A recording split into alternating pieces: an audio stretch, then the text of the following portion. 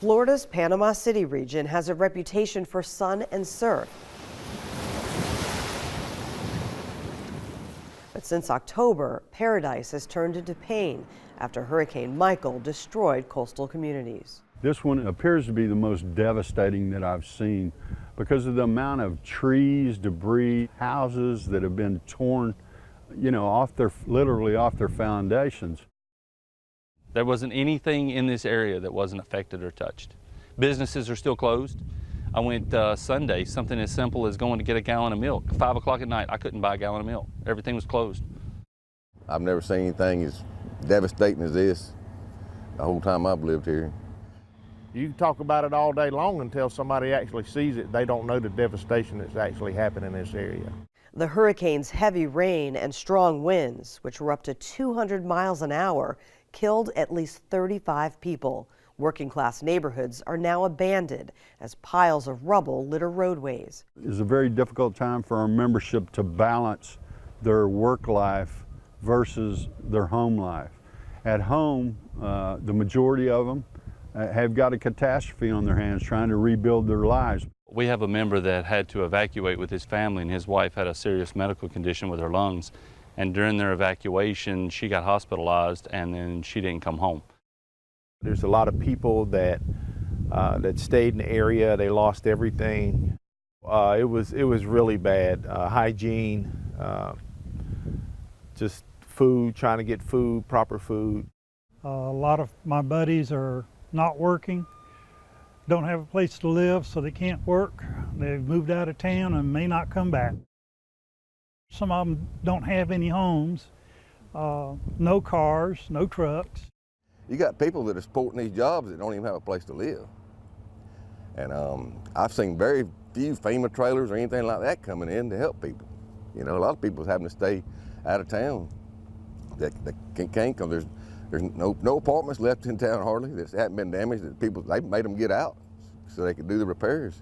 Our members are very resilient. They have a can-do attitude. In response, IAM International President Bob Martinez recently traveled to the region, which included the meeting of membership at the West Rock Paper Mill and Tyndall Air Force Base. It was incredible. They had an energy about them that was unparalleled. It means a lot to me as a member that the top dog would come down and see us. Down here, damage and destruction are extensive, spreading over 300 miles. Making matters worse, stubborn insurance companies, which many machinists say they don't want to respond. You know, every time I talk to them, it's a stall tactic is all they're doing. So they don't want to pay enough to actually repair the damage that was done. Another problem is devious contractors who prey on unsuspecting homeowners. I don't know whether you could call it price gouging, but they probably on the upper end of their scale of what they would charge people. Despite obstacles, machinists are moving forward with help from the union and their employers. Here, the West Rock Paper Mill is feeding hundreds of IAM members 3 hot meals a day. It's a humbling experience whenever you got people out here to help. You know, it really is. It brings you down a notch. You know, to be humble to the point where I don't have a choice but to need help. It changes your perspective, it changes your outlook, and it changes your attitude. Our brothers and sisters and the companies have come together and joined together, and the main focus is about each other's families' lives and the place that they work in the community itself, and help building it and putting it back together. Sources say it will take years for the Florida Panhandle to rebuild, but IAM members are motivated and promise a Panama City regional resurgence. I was raised to do just like most other guys that I work with, is keep on pushing on. It's not over until the job's done anyway, so we'll be done when it's done. I know we've all got a long road ahead.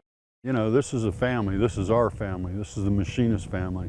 And any of our members that are hurt or devastated by something, we want to be there for them at the end of the day.